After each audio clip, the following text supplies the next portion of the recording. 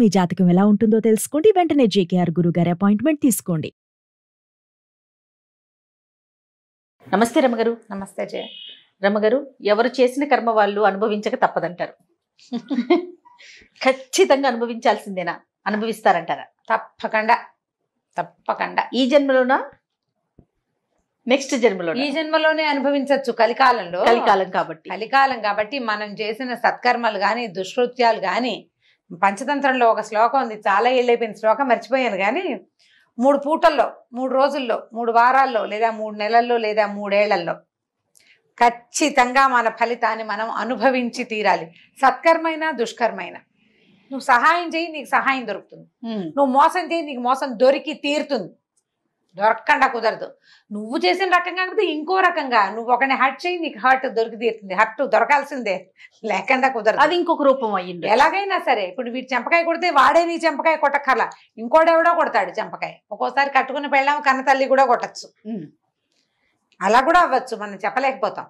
ఒకళ్ళని తోటి మంచి కానీ చెడు కానీ చేస్తే అది అనుభవించక తప్పదు. కర్మానుభవం ఎవ్వరికీ తప్పదు. మళ్ళీ ఇందులో బుద్ధి కర్మానుసారిణి అని చెప్తారు. బుద్ధి కర్మని అనుసరిస్తుంది. ఆ కర్మ మనకి ఇప్పుడు గోతులో పడాలి అని ఉంటే బుద్ధి కళ్ళు మూసుకుని నడవరా అని చెప్తుంది. కళ్ళు మూసుకుని నడిచి గోతులో పడతాం. వెళ్ళి పడటం అయితే గ్యారంటీ. ఇప్పుడు ఈ ఒట్టిగా లిటరల్లీ గోతులో పడడం, ఫిజికల్ గా గోతులో పడడం కాదు. నువ్వు మోసపోవాలి అని గనక నీ కర్మానుభవం అయితే నీ బుద్ధి గుడ్డిగా ఎదుటి వాళ్ళని నమ్ముతుంది. దానిలో నుంచి బయటపడలేమంటారా? బయటపడలేం. కర్మని తప్పించుకోవటానికి ప్రచండమైన భగవద్ అనుగ్రహం కావాలి. నేను అదే అడగపోయాను. ప్రచండమైన భగవద్ అనుగ్రహం కావాలి. అలాంటి అనుగ్రహం ఉంటే బయటపడతారు. ఆయన తప్పిస్తాడంటారు, భగవంతుడే తప్పిస్తాడు. నువ్వు చేసే సత్కర్మ, నువ్వు ఇప్పుడు ఇవాళ గోతులో పడాలనే నీ మొహాన్ని రాసున్నప్పటికీ, నువ్వు నిన్న మొన్న చాలా యమాద్భుతమైన కార్యాలు ఏమైనా చేస్తే నువ్వు గోతులో పడే టైంకి దారైపోతున్న కోతైనా సరే నీ చేయిపుచ్చుకులాగుతుంది, గోతులో పడుతున్నావు చూసుకోరా అని. నిన్న మొన్న చేయాలి, నువ్వు సరైన పని చేయాలి. అప్పుడు దీని నుంచి నువ్వు తప్పించుకోగలుగుతావు. దీనికి సంబంధించి అన్న కథలు ఉన్నాయా రమ్మగారు? కర్మానుభవం కథ ఒకటి ఉంది, బాగుంటుంది. పంచతంత్రంలోదే ఓ కథ. ఇది నేను అనుకోవటం కాకోలు కీయంలో కథ అని అనుకుంటున్నాను. మీకు మామూలుగా మనం హితోపదేశం చూస్తాము, ఇద్దరి స్నేహాలు కలగడం అంటే మిత్రలాభం మిత్రభేదము, సంధి విగ్రహం, అవి మనకు తెలుసు. అది హితోపదేశం. పంచతంత్రంలో ఏముందంటే ఇప్పుడు మిత్రలాభము మిత్రభేదంతో పాటు కాకోలికీయము, అపరీక్షిత కారకము, తర్వాత అది 5వది ఇంకొకటి, ఆ పేరు గుర్తు రావట్లేదులేండి నాకు. అవి 5. వాటిలలో కాకోలికి ఏమంటే కాకులు గుడ్లగూపల కథ అనమాట. అది ఆ గుడ్లగూపల కథలో రకరకాల కథలు, ఒకడు ముందు ఒకడు వెనక, వాళ్ళు వీళ్ళు చెప్పి, కొన్ని కాకులు చెప్పినవి, కొన్ని గుడ్లగూపలు చెప్పినవి, అలా కథలు ఉంటాయి. అందులో ఈ కర్మఫలితపు కథ ఒకటి ఉంటుంది, బాగుంటుంది సరదాగా. చిన్నప్పుడే, అంటే నేను చిన్నప్పుడంటే మరీ చిన్నప్పుడు కాదు, కాలేజీలో ఉన్నప్పుడు మా నాన్నగారి మేనమామ, అంటే వాళ్ళు మా కాలేజీలో లెక్చరర్స్గానే ఉండేవారు. మా కాలేజీలోనే, కళాశాలలోనే, సంస్కృత కళాశాలలోనే చదువుకున్నారు. అక్కడే ఆచార్యులుగా కూడా పనిచేశారు. నేను చేరే సమయానికి మా నాన్నగారి ఆఖరి మేనమామ కూడా వర్కింగ్లోనే, ఇంకో 2 ఏళ్ళు 3 ఏళ్ళు సర్వీస్ ఉంది ఆయనకి. ఒక తాత మాత్రం 1 సంవత్సరం ఉండి వెళ్ళిపోయారు. ఈయన లక్ష్మణాచార్యులు గారు, ఆయన పేరు లచ్చితాత అనేవాళ్ళం. మా నాన్నగారి కంటే కొంచెం చిన్న, కొద్దిగా చిన్న. మా నాన్నకి మేనమామే కానీ తన కొద్దిగా చిన్న, చాలా కాదు కొంత చిన్న. లచ్చు అని పిలిచేవారు లక్ష్మణాచార్యులు, మేము లచ్చితాత అనేవాళ్ళం. ఆయన తెలుగు పాఠం చెప్పేవారు. ఒక క్లాస్లో ఒక విషయం చెప్తుండేవారు. ఆయుర్వేదం మహాఘనమైన వైద్యం, ఆయుర్వేదంలో భలే ప్రచండమైన రోగాలు తగ్గుతాయి అని నారాయణాచార్యులు గారిని ఒక ఆయుర్వేద వైద్యుల గురించి చెప్తున్నారు. నేను చెప్పబోయే కథకి ఇది నాంది, అందుకే నేను చెప్తాను అనమాట. ఇప్పుడు నేను ఈ లచ్చితాతను తలుచుకోగానే నాకు ఒక సంతోషం వస్తుంది, కథ గుర్తొస్తుంటుంది. అయితే ఆయన 2-3 సార్లు ఇది చెప్పారు, అలా బుర్రలో ఉంది. ఇది ఎప్పటి సంగతి అంటావు? 86లో. ఎప్పటి కదా. అయితే ఏంటంటే నారాయణాచార్యులు గారని ఒక గొప్ప ఆయుర్వేద వైద్యులు ఉన్నారు, మా చుట్టుపక్కల ఉండుంటారు బహుశా. ఆయన దగ్గరికి ఒక పేషెంట్ని తెచ్చారట. ఆ పేషెంట్ ఒక వైశ్య కుటుంబానికి చెందిన ఆయన, బాగా డబ్బులు గిబ్బులు ఉన్నాయి ఆయనకి. ఆయన మనిషి సన్నగానే ఉన్నాడు, కాళ్ళు చేతులు పుల్లలాగా, అంటే సన్నగా ఉన్నాయి, ఇంత బొజ్జుందట ఆయనకి. విపరీతమైన ఆకలిట ఆయనకి. అన్నం వేళకి ఆగలేడట ఆయన, అరిచేర్చి కేకలు పెట్టేస్తాడట. కొంచెం పల్చగా ఉన్న పొట్ట అన్నం తినగానే ఇంత అయిపోతున్నాయి, ఎంత తిండి చాలదు ఆయనకి. కాళ్ళు చేతులు సన్నబడిపోతున్నాయి, పొట్ట మాత్రం ఇంత ఉంటుంది. ఆ పొట్టని మోసుకోలేకపోతున్నట్టు ఆయన, బాణపొట్టలాగా. అసలు పొట్ట మరి బాణపట్ట అంటే మనిషి ఆకారం ఉండి దాంతో బొజ్జ కూడా ఉందనుకో, పోని ఒక రకం. ఏ మనిషి లేకుండా ఆ ఒట్టి బొజ్జే ఉంటే ప్రెగ్నెంట్ లేడీస్ లాగా ఆడాళ్ళు భరించేస్తారు, మగవాళ్ళకి కష్టం. దాంతో ఏమైంది, ఈయనకి అస్సలు ఒంట్లో బాగుండేది కాదట. వాళ్ళు అక్కడ ఇక్కడ తిప్పి ఏం వైద్యం చేయించినా ఆయనకి తిండి పిచ్చి తగ్గలేదు, ఆ బొజ్జ ఎంత అయిపోవటము తగ్గలేదు. ఆయనకి నారాయణాచార్యుల గారి దగ్గర తీసుకొచ్చారు. తీసుకొస్తే ఒక 2 పూటలు చూశాక ఆయన ఏం చేశారట, వీడిని తిరగేసి కట్టేయండి రా అని చెప్పారట. ఆ ఇంట్లో దూలాలు ఉంటాయి కదా, పాత ఇళ్ళలో ఏమిటి పెంకుటిళ్ళకి దూలాలు ఉంటాయి, పూరింటికి కూడా దూలం ఉంటుంది. ఆ పెంకుటింటికి కిందకున్న దూలానికి ఈయన్ని కాళ్ళు పైకేసి తల కిందకి పెట్టి కట్టేశారు, బాగా ఎత్తు మీద. కట్టేసిన తర్వాత ఇక ఆయనకి కాసేపు అయ్యేసరికి కొంచెం భయం వేస్తుంది, టెన్షన్ వచ్చేస్తుంది, తల కిందలుగా వెళ్ళాడేస్తే. ఆయన మూలగటం మొదలుపెట్టాడు, ఏడ్చాడు, సణిగాడు, ఏం చేసినా సరే ఎవరు మాట్లాడదన్నారు. ఆయనకు అన్నం వేళ అయిపోతుంది ఈ పేషెంట్కి. ఇక ఏడవటం మొదలుపెట్టాట, అరుపులట, ఆకలి ఆకలి ఆకలి అరుస్తూనే ఉన్నాడు. ఎంత అరిచినా గింజు తెచ్చినా ఎవ్వరూ ఆయనకి మంచినీళ్ళు ఇవ్వలేదు, మా అన్నం పెట్టలేదు, మాట్లాడకుండా ఊరుకున్నారు. వైద్యంలో భాగం అనమాట. ఈయన ఏం చేశారట నారాయణాచార్యులు గారు, ఇంట్లో చక్కగా మంచి రుచికరమైన పదార్థాలు, పులిహోర, ఘుమఘుమలాడే వాసనలు వచ్చేవి ఒక 5-6 పదార్థాలు చేయించారట. అప్పాలు, పులిహోర, తర్వాత ఏమో ఈ నెయ్యి వేసి చేసే కొన్ని తిరగమాతలు, చారు పెద్ద గిన్నె నిండా అన్నీ పెట్టించి ఈ పేషెంట్ని ఎక్కడ కట్టించారో ఆ పేషెంట్ కింద పెట్టారట. అవి చూసిన దగ్గర నుంచి అరిచొచ్చి కేకలట, ఆ పేషెంట్ పిచ్చి కేకలు పెట్టేస్తున్నట్ట.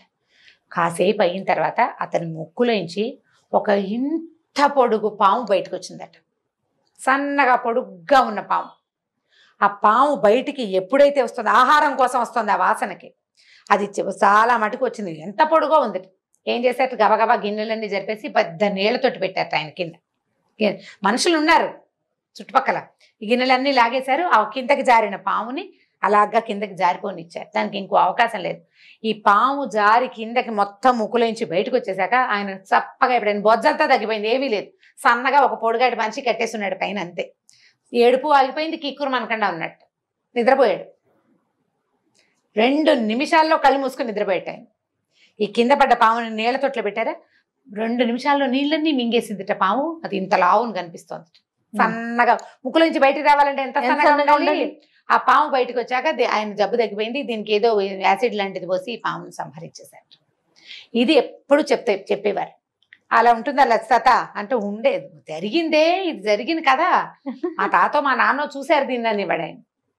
అలాంటి ఒక కథ చెప్తాను ఇప్పుడు. ఓ ఓకే, ఇదే ఇంట్రెస్టింగ్ గా ఉంది కదా, చాలా ఇంట్రెస్టింగ్ గా ఉంది. ఆయన ఎంత బాగా చెప్పేవారు, ఆయన చెప్పినంత బాగాలో నేను సగం చెప్పానో లేదో జయ. అవునా రమ్మ గారు, లేకపోతే నాకు ఎలా గుర్తుంది. కానీ మనం సహజంగా పిల్లలకి పొట్టలో నుళ్ళు పురుగు వింటాం. ఆ పిల్లలు కొంచెం ఎక్కువ ఆహారం పిచ్చి ఉన్నా, ఫుడ్ అర్జ్, స్వీట్ అర్జ్ ఎక్కువ ఉన్నా, పిల్లలు సన్నబడిపోయి బొజ్జ కనిపిస్తున్నా, పొట్టలో పాములు ఉన్నాయి అని అనుకుంటాం. అవునవును, లోక సహజంగా కదా. అయితే అది నిజమే, డాక్టర్లు కూడా చెప్తారు, ఆకలి లేదు, స్వీట్ అర్జ్ బాగా ఉంది, పిచ్చి మారాన్ చేస్తారు, అమితంగా ఏడుస్తారు, పెంకిగా ఉంటారు, మాట వినరు, క్రాంకీగా బిహేవ్ చేస్తారు. పొజ్జలో పాములు ఉండేందుకు అవకాశం ఉంది. జంట పాములు, ఎలికి పాములు అంటారు, 2 ఉంటాయి అవి. ఒక్కొక్కసారి అవి లంగ్స్ లోకి, శ్వాసనాళంలో కూడా వచ్చేసి పిల్లల పిచ్చి దగ్గితే దగ్గులోంచి కూడా బయటకు వచ్చేస్తాయి, నోట్లోంచి కూడా. అలా కూడా జరుగుతుంది. అవునా రమ్మ గారు, వచ్చేస్తుంది. ఒక పాము కనుక వచ్చి కనపడింది అనుకో, రెండోది ఖచ్చితంగా ఉంటుంది, దానికి ఆ పారాసైటివ్ ఏదైనా ఒక మందు వేయించుకుంది ఆ రెండో పామును కూడా బయటికి పోయేలాగా చేసుకోవాలి. పారాసైట్స్ ఉంటాయి శరీరంలో, ఇలా జరుగుతుంది, డాక్టర్లకు తెలుసు. ఎవరి పిల్లలకైనా ఇలాంటి అనుభవం ఉంటే తల్లులకు కూడా తెలుస్తుంది, పెద్ద విశేషం ఏం కాదు.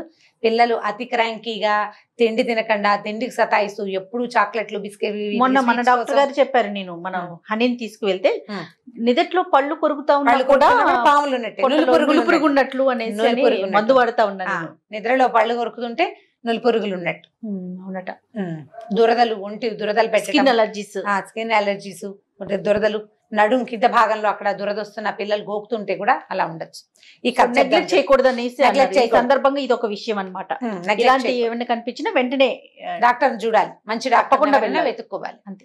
ఈ కథ ఏంటంటే, పూర్వం ఒక రాజుగారు ఉండేవారు. ఆ రాజుగారికి ఒక కొడుకు పుట్టాడు. అయితే ఇతనికి అతని పొట్టలో ఒక పాము ఉందట. పొట్టలో పాము ఉండి పిల్లాడు చిక్కిపోతూ ఉండేవాడు.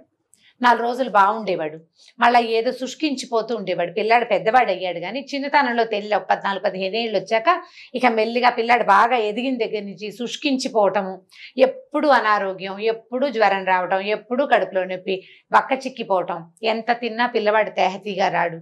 ఎన్ని వైద్యాలో చేయించారట.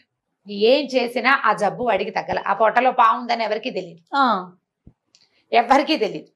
ఆ పిల్లాడికి ఇక విసుగు పుట్టిందిట, ఈ జబ్బులు, ఈ వైద్యాలు ఎంతసేపు, నువ్వు రాజు అవ్వాలి కాబట్టి వైద్యం చేయించుకోవాలని వీళ్ళంతా బలవంతం పెట్టడాలు. విసుగు పుట్టి వాడి ఇంట్లో నుంచి వెళ్ళిపోయాడు.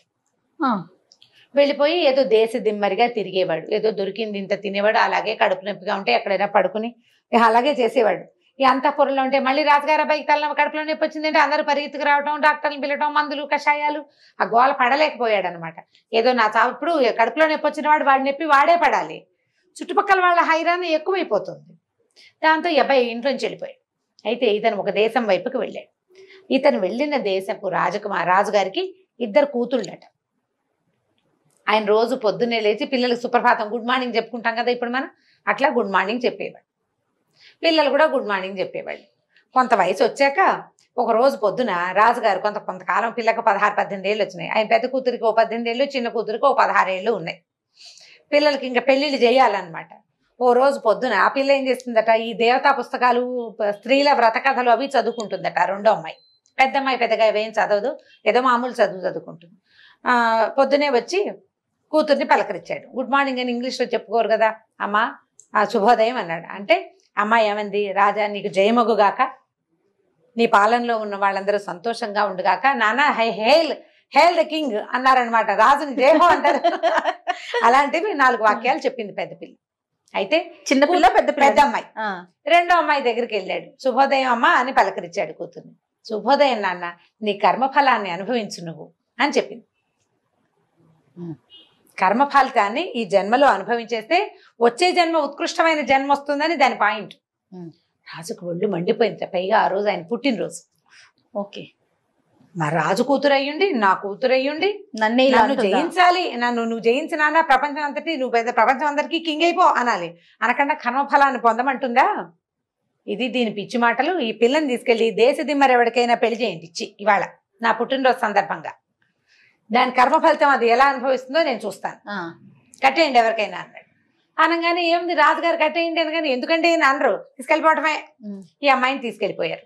బయటికి తీసుకెళ్తే ఆ సత్రాల దగ్గర ఎక్కడో దేశ దిమ్మరిగా వీడెవడు మీదేం ఊరు అని అడిగితే ఏదో ప్రతివాడు అలానా ఊరండి అని చెప్తారు. ఒకడు ఊరండి అని చెప్పలా, నేను దేశ దిమ్మరిని బాబు అన్నాడు. అలాగా పట్టు అని ఈ అమ్మాయిని ఇచ్చి వాడికి పెళ్లి చేశారు. రాజుగారి అమ్మాయికి రాజుగారి అబ్బాయికి పెళ్ళైపోయింది అంతే. సరే, అబ్బాయి కొంచెం శుష్కించిపోయి ఉన్నాడు.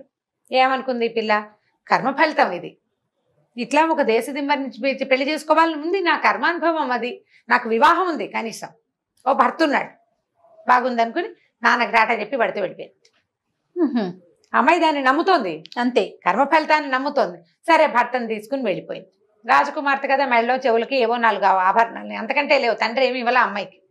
భర్తను తీసుకుని వేరే చోటకి బయలుదేరింది. ఇక్కడ ఎందుకు, ఈ వీళ్ళ ఊళ్ళో ఇంకో వేరే దేశంలో ఎక్కడైనా ఉందాం మనం అని తీసుకుపోయింది. తీసుకెళ్ళి అలా కొంత దూరం వెళ్ళాక ఏం చేసింది, ఈ మెడకి చెవులకు ఉన్న ఆభరణాలు చేతుకున్నదో ఏదో ఒక చోట అమ్మేసి డబ్బులు తెచ్చుకుని సామాన్లు అవి ఇవి కొనుక్కుని ఎక్కడైనా అన్నం వండుకు తినడానికి ఆ ఊళ్ళో అమ్మేయటం, కాస్త డబ్బులు తెచ్చుకోవటం, భోజనానికి ఏర్పాటు చేసేది. రాజకుమారుడు శుష్కించి ఉన్నాడుగా, వాడు ఆ ప్రయత్నం ఏం చేయాలి, పెళ్ళాన్ని వెంట పెట్టుకుని తిరుగుతూ ఉండేవాడు. వీళ్ళు అలా ఒక ఊరు చేరారు. ఆ ఊర్లో ఒక పెద్ద చెరువు గట్టు.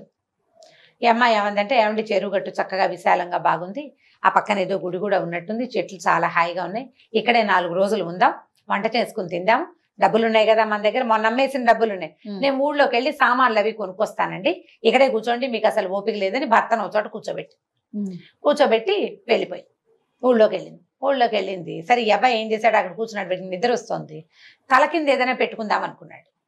ఏమీ కనపడలే. ఏదైనా కొంచెం సర్వే రాయి లాంటిది ఉంటే తల అనొచ్చు కదా. ఆ పక్కన ఇంత పుట్ట ఉందిట. ఇది వరకు పెద్దదే, ఇప్పుడు చిన్నదైపోయింది. ఆ పుట్టకి కోపులు ఉంటాయి కదా ఇట్లా పైకి, ఆ కోపు కొంచెం వెడల్పుగా బాగుంది. ఇతను ఏం చేశాట, ఆ పుట్ట దగ్గరికి జరిగి పడుకుని ఆ పుట్ట కోపు మీద తలకాయ అంచుకుని నిద్రపోయాడు.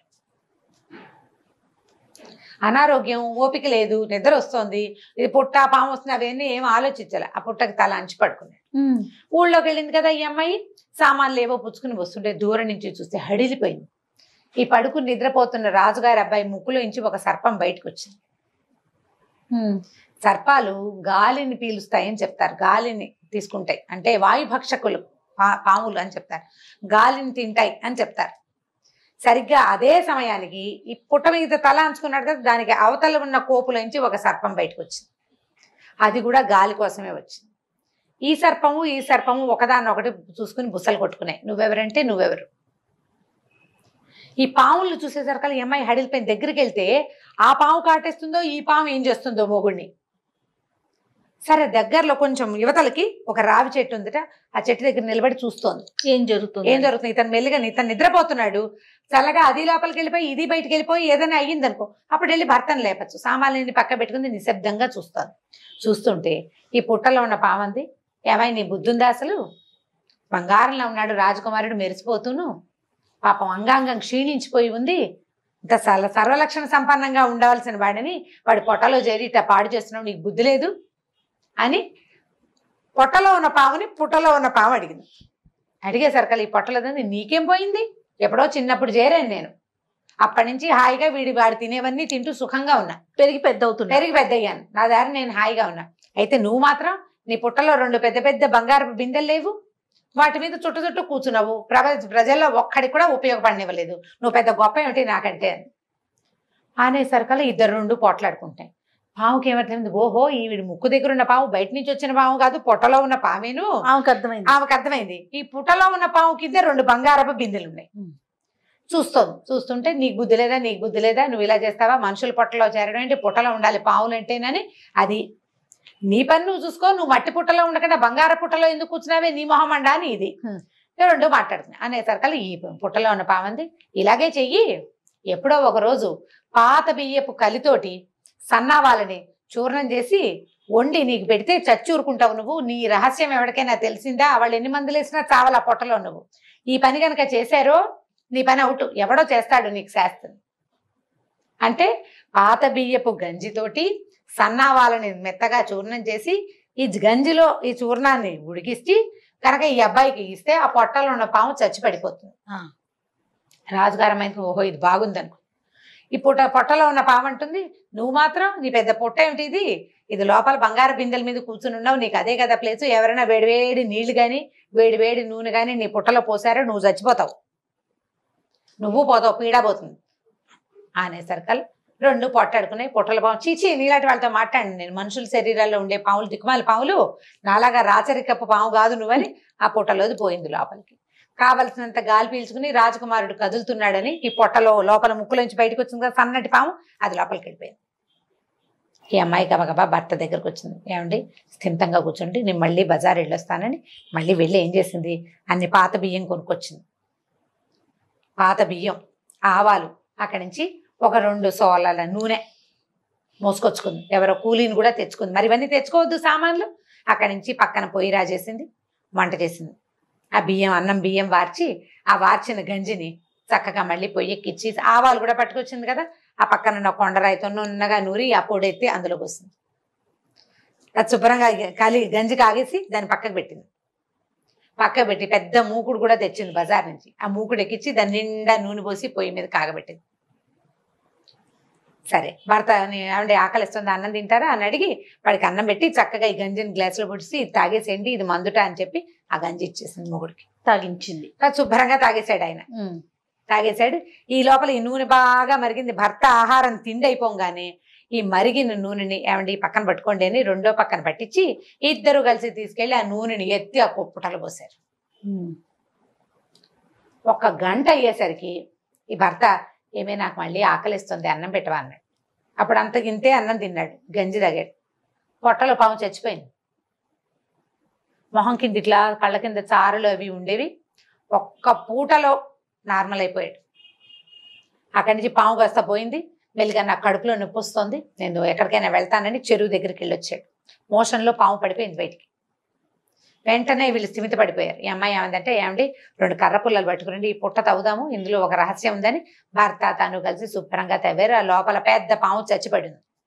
దాని కింద 2 ఇంత బంగారు బిందెలు ఉన్నాయి, నిండా వజ్రాలు అవి ఉన్నాయి. ఈ అమ్మాయి ఏం చేసింది, భర్త స్వస్థత చెందిపోయాడు కదా, అక్కడి నుంచి ఈ బిందెల్ని తను తెచ్చుకున్న సామాన్లలో కామ్గా కలిపేసి ఊళ్ళోకి పోయి ఓ బండి మాట్లాడుకుని భర్త నా బండి ఎక్కించి పదండి మన ఊరు వెళ్ళిపోదామని భర్త తాలూకు రాజ్యానికి తీసుకెళ్ళిపోయింది. 2 బంగార బిందెలతోటి ఆరోగ్యం చేకూరి వెనక్కి వచ్చిన రాజకుమారుని చూసి ప్రజలందరూ ఆశ్చర్యపోయారు. అమ్మాయి ఎంత బాగుందో, ఇదేం దారిపోయే అమ్మాయి కాదు, ఫలానా రాజుగారి కూతురు కూడా. అదే ఆ అమ్మాయి కర్మఫలాన్ని ఎలా అనుభవించింది?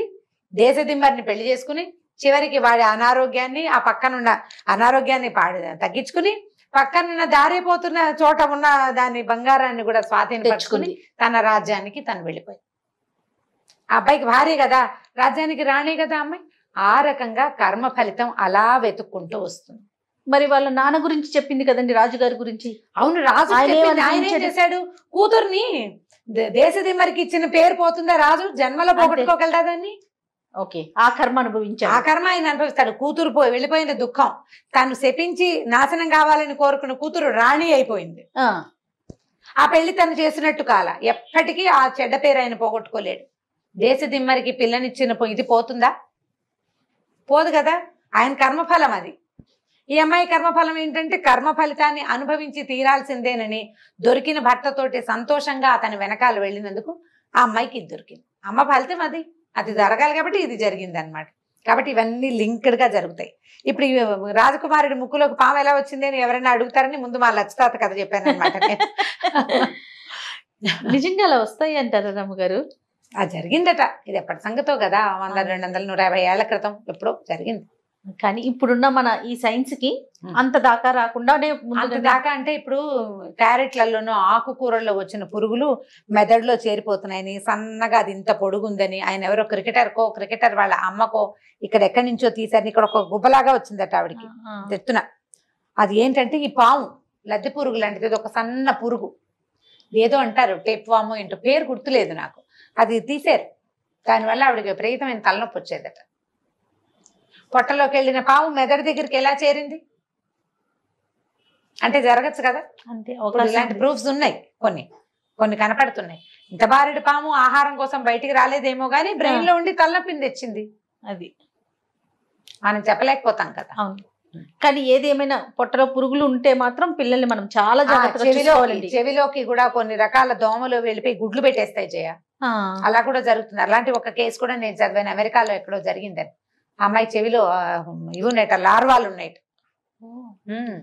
రేర్ కేసులే కానీ జరుగుతాయి.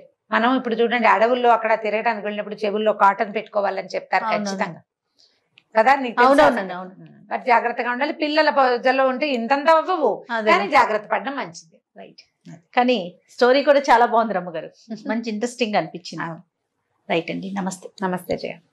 ఈ వీడియో కనుక మీకు నచ్చినట్లయితే లైక్ చేయండి, షేర్ చేయండి. మరిన్ని వీడియోస్ కోసం మా ఛానల్ని సబ్స్క్రైబ్ చేసుకోండి.